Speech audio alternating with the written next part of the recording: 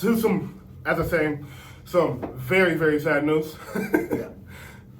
Tom Brady, after 23 seasons, is done playing football. He has officially retired. And a message I loved how he said, yo, you get one long retirement message. I'm not doing that again. Y'all know how I feel. Yeah. And just kind of started getting emotional towards the end, had to wrap it up. Had a great podcast with Bill Belichick and a couple others. Robert Gronkowski stopped in, Patrick Mahomes stopped in, just to give him his flowers, which of course he deserves. He said he is going to take a break from everything and not come to Fox until the 2025 season, basically, which I think is a great idea. For sure.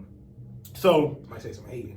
I am going on a rant later about the Grammys and Beyonce. Yeah. So just y'all stick around for that.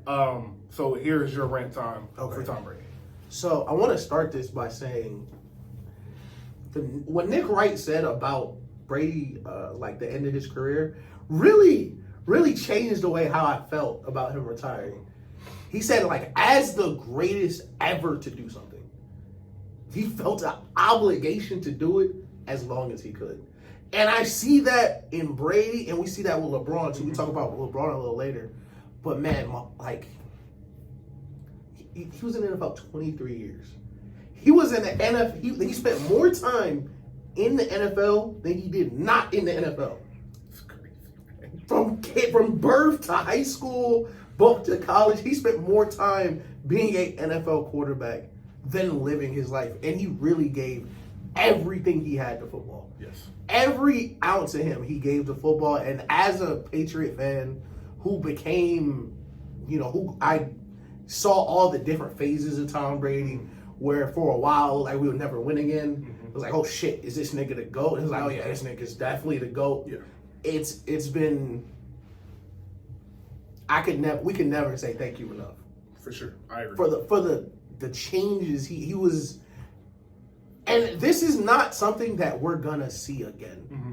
No. And it's very important that we saw Drew Brees, Matt Ryan, Rodgers, and people who were at one point his contemporaries fall off even before he did, so it doesn't change how we see quarterbacks in the future, because you're not going to see a 43, 44-year-old quarterback change teams, lead the NFL in passing, and win the Super Bowl his first year. No. It's just not something. And he should have won that MVP when Rodgers won it. He should have won that. And he for sure should have won that MVP, but you know what I was thinking about?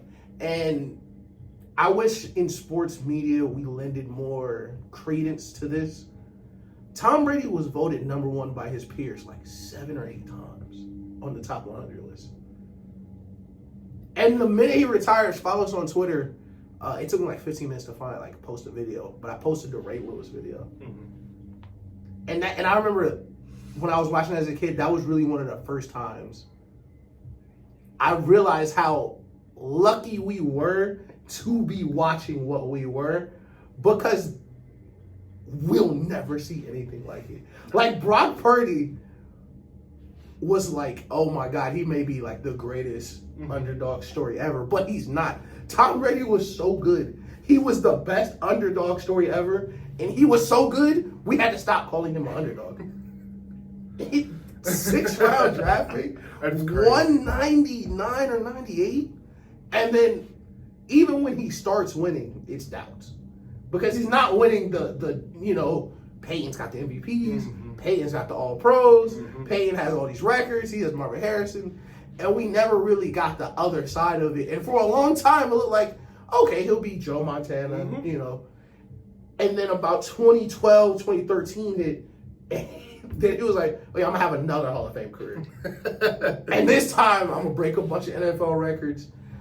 And even as he retired, with what we consider one of his worst seasons, especially the team record, his numbers are still better than the early parts of his years. It's just, man, salute Tom Brady, man, for real. Salute Tom. Help me fall in love with this game, for sure. For sure. So, I'm going to go on a similar rant to Braun, so I'll keep this short.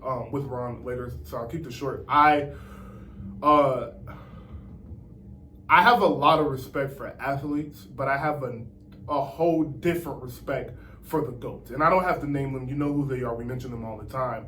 But I have such a good, deep respect for them because of how much they have to sacrifice of their life to entertain us. Mm-hmm. And Tom Brady said something that I've never, ever in my life thought about. He said, I don't want to give my kids this disease I have.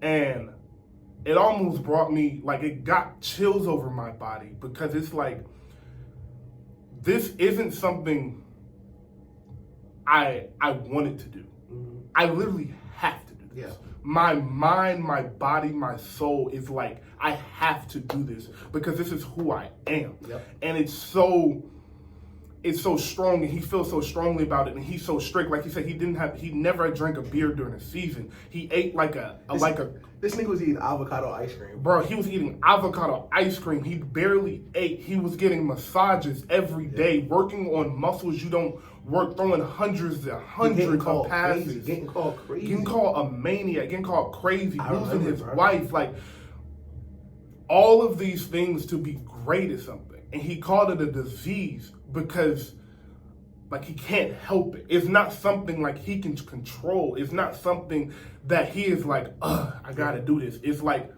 nah, like, this is what I do. Yeah, football chose Tom. It's who I am. It's not this chose, like you said, it's not, this chose me. I did not choose this. This chose me. This was meant for me, bro.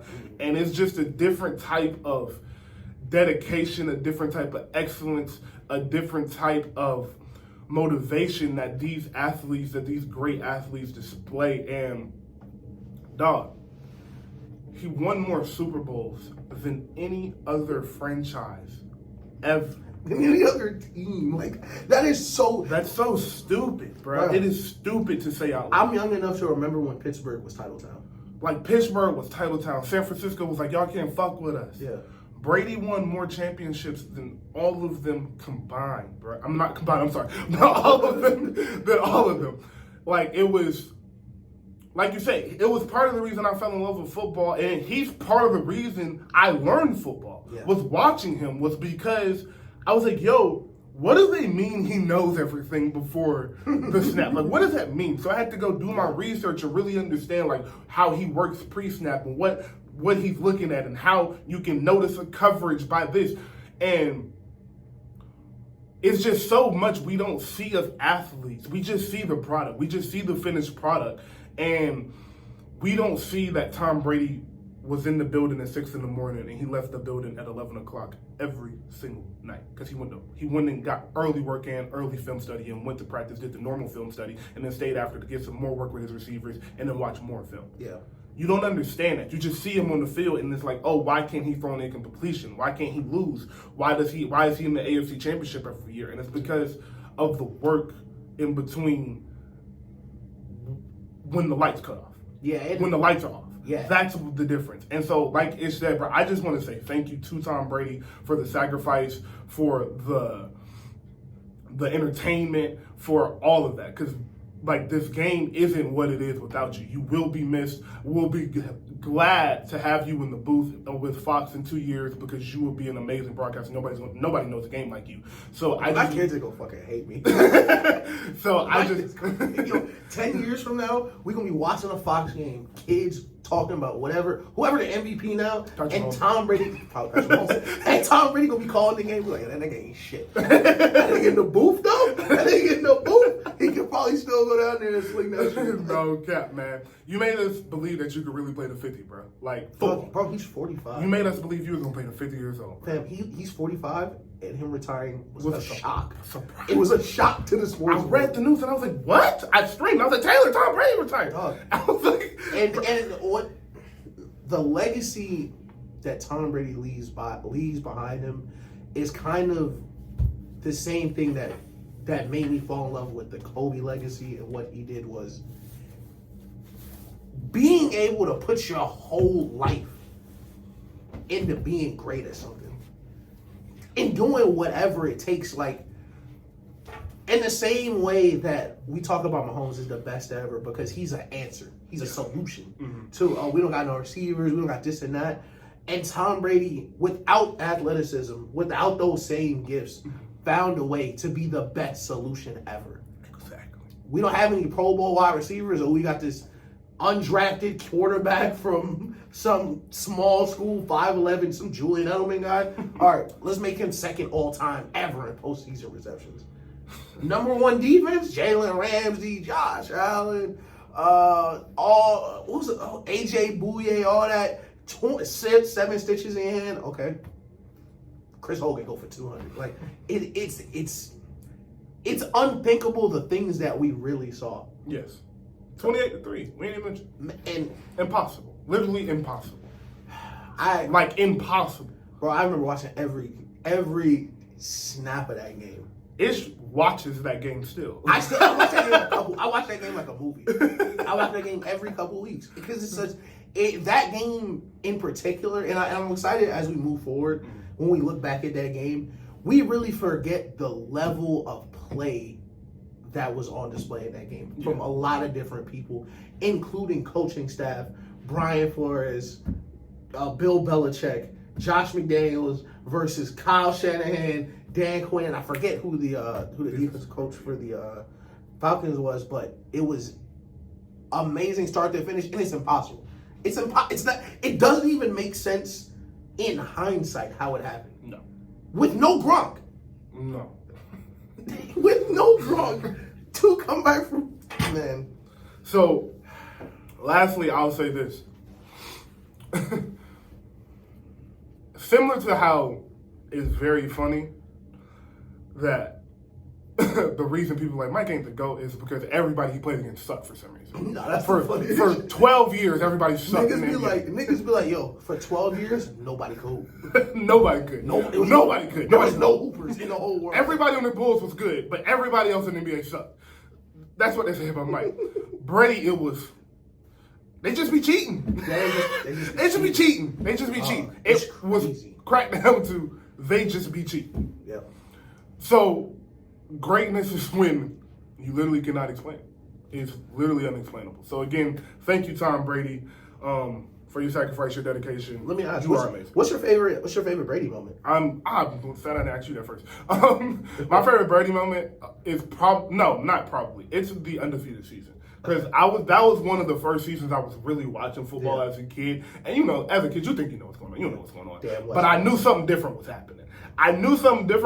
Because every week it was just like, damn, Randy Moss open again? Yeah. Damn, Brady got another 300. Damn, 4 touchdowns, 5 touchdowns, 6 touchdowns. Oh, that's an all-time record. Oh, that makes sense because he took 80 touchdowns. So seeing that season was that whole season was my favorite Brady moment because that was the year that made me a fan. Because everybody hates the Patriots unless you're a part of Patriots Nation. You hate the Patriots, but I never was that person because it's real hard for me to hate greatness. It's real hard for me to hate somebody that's dedicated to life to something and just be like, I don't like you because you so good. That's weird to me. Yeah. So it was one of the first season. It was the first season I was like, oh, I'm a fan of this dude. Yeah. This is special.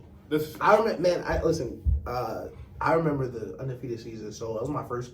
When I was like early in my Patriots fan, and we were really good, man. And listen, Wes Welker, to this day, boy, you better not let me see you somewhere. But I can't believe you dropped that pass. We were one catch away. One catch away. But I think my favorite Brady, of course, outside of the 28-3 Super Bowl, which is one of my personal 5 best life moments. He's not lying. He's talking. I'm not lying. But the Broncos come back. I think it was down 24 at half. Mm-hmm. Bunch of fumbles. Von Miller was everywhere. And I remember this was during the time where we didn't know, was this kind of going to be it for Brady? You got the rings. It's been a while. Mm-hmm. And in that game, it was like a predictor for how the next decade was going to go in New England. Mm-hmm. That Edelman, 2 touchdowns, Gronk was everywhere, the defense made plays, and Tom Brady led a comeback that at the time was impossible. Mm-hmm. And I remember watching the game, it was getting what year was it? I think 2014 maybe? No, I think it was 13. It was 13 because we didn't go to Super Bowl that year. Okay. It was 13. Yeah, it was the year Peyton got the shit kicked out of him. Mm-hmm. And I remember watching that game, and we won the game, and I was like, man, this nigga might be something different.